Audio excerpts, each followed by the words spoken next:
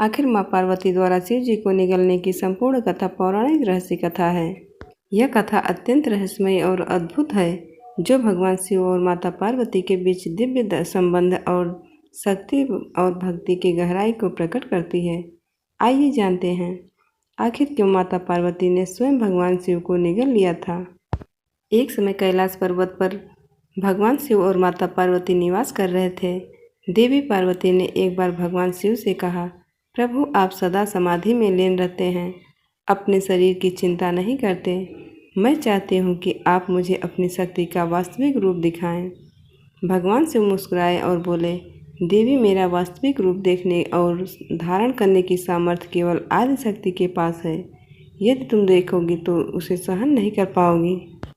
परंतु पार्वती जी का आग्रह बढ़ता गया। तब भगवान शिव ने अपने महाकाल रूप धारण किया। उस रूप का तेजस्वी इतना भयानक थी कि समस्त दिशाएं कांपने लगी। देवता भयभीत हो गए और धरती डोलने लगी। भगवान शिव का यह भीषण रूप देखकर माता पार्वती का हृदय कांप उठा। उन्होंने सोचा, यदि यह विकराल रूप पृथ्वी पर अधिक देर रहा तो संपूर्ण सृष्टि नष्ट हो जाएगी। तभी माता पार्वती ने अपनी महाशक्ति रूप धारण किया, जो महाकाल और अन्नपूर्णा का संगम था। यह रूप संपूर्ण ब्रह्मांड की शक्ति का प्रतीक था। जब भगवान शिव का महाकाल रूप असहनीय हो गया, तब माता पार्वती ने सृष्टि की रक्षा के लिए अद्भुत कार्य किया। उन्होंने शिव को अपने मुख में समा लिया, अर्थात उन्हें निगल लिया। यह कोई क्रोध या अहंकार का कार्य नहीं था, बल्कि सृष्टि को विनाश से बचाने का दिव्य उपाय था। जैसे माँ अपने पुत्र की रक्षा के लिए उसे अपने गर्भ में छिपा लेती हैं, ठीक वैसे ही माता पार्वती ने अपने प्रिय शिव को अपनी शक्ति में समा लिया। जैसे ही शिव पार्वती के भीतर समा गए, समस्त ब्रह्मांड की गति रुक गई। दिन रात का चक्र थम गया। देवताओं की शक्ति नष्ट हो गई और सृष्टि अंधकार में डूब गई। सभी देवता ब्रह्मा और विष्णु के पास पहुँचे और बोले, अब सृष्टि का संचालन कैसे होगा। शिव तो माता में समा गए हैं।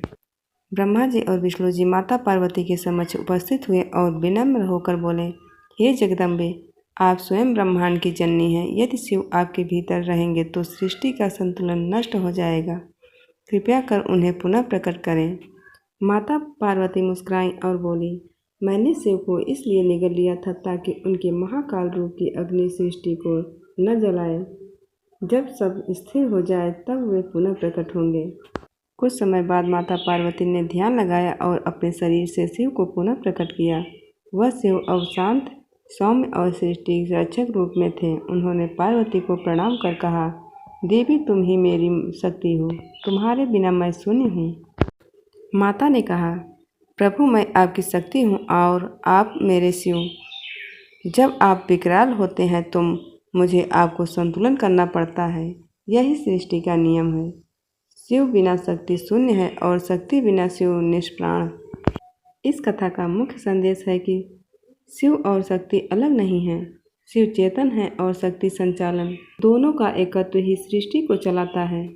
अतः जब भी शिव का विकराल रूप सृष्टि के लिए खतरनाक हो जाता है, तब शक्ति अर्थात पार्वती उन्हें संतुलित करती हैं। यह ब्रह्मांड में ऊर्जा और चेतना का संतुलन है।